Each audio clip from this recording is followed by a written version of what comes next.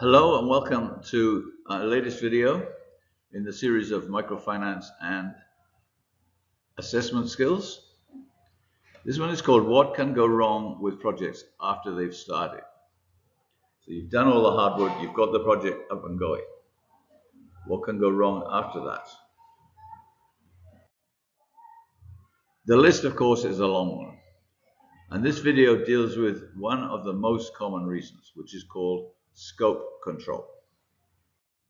So let's look at what scope means. Scope is the total of all the things you planned and budgeted to do. The problem is that it's almost impossible to think of every possibility up front. So things come up that were not planned for. Scope control is part of the initial setup of the project at the start. It's the process of deciding what is in and what is out. What exactly are we trying to do? There will always be more ideas about what could be covered than the project can cover.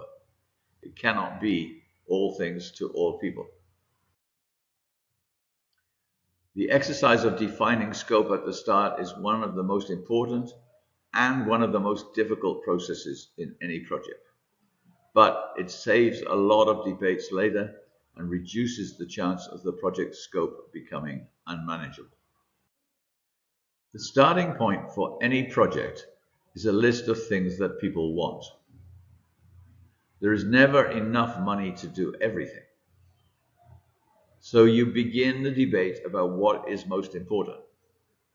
The village wants a school and a clinic, but it can't afford both. So you debate which is more important. Let us say that most people think it is the clinic. Then you debate how big the clinic should be. How many rooms does it need? You agree it should have 4 rooms. And then you debate what equipment is needed. And then you debate whether to get the best equipment or the cheapest equipment or somewhere in between. At every stage, there will be people who don't agree with the decision. That can't be avoided. They may be looking for an opportunity to reopen the debate on whatever they disagree with. But I think you can see how unhelpful it would be to allow the debate about whether to build a clinic or a school to be reopened while you're debating what equipment to get for the clinic. The general rule is that you should stick with the choices you have made and not go back and debate them a second time. The reasons for this are 100% practical. Once you have decided how big the clinic will be, people plan based on that size. They work out how much equipment is needed, how many nurses, how big the building should be, and so on. If you make the clinic bigger later, all that work has to be redone, and you will need more money for the extra stuff and to pay people's salaries while they do the rework. Even if the facts change, which can easily happen, especially if it's a long project, you should not go back and re-debate decisions that have already been made. But be aware that the people who didn't get their way will often want to reopen the debate, and you must be firm. So if your project is selling hot dogs to students, it is likely that at some stage someone suggested, why don't we make hamburgers as well to give students a choice? A debate would have followed, and in this case the choice was made to make only hot dogs. As a general rule, you should stick with that choice. The person who suggested hamburgers may try to reopen the argument. If you find out later that you can buy hamburgers cheaper than you thought, they may use this as an opportunity to reopen the debate. The same thing continues to happen once the project is underway. Opportunities come up to improve the outcomes or to save money, maybe due to changes in the situation, or maybe because of new information that you didn't have at the planning stage. There is no hard and fast rule about when you should change scope. It's a matter of judgment. However, changes to scope should be allowed only on an exceptional basis. Too many changes mean, firstly, people don't have a clear idea of what the project is about anymore. Secondly, wider scope implies a need for more money. If you expand the scope without extra funding, disaster.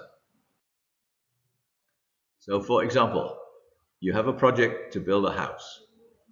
The quote for the concrete foundations for one house also says that for two houses, the price would be only 1.5 times the price for one house. It makes sense for you to get two because it works out cheaper. But the impact will be, firstly, you have already spent more than your budget for foundations. Secondly, you will need two of everything for the second house to be built as well, so you don't have enough money. Unless you find extra funding, there's a real danger that you will end up with two partly finished houses and no money to complete either of them. The reason for this outcome is that you change the scope of the project from building one house to building two houses without working out all the consequences and without getting extra funding. Not all scope changes are bad, but they mean a need to replan, which takes time, and it may put the project behind schedule. Usually behind schedule means over budget, as people have to be employed for longer, meaning a higher wage cost. Some scope changes are forced. You may not be able to carry out the original plan. A piece of computer software you had been planning to use is no longer available, so you have to do something different. The rule of thumb is to get the closest equivalent.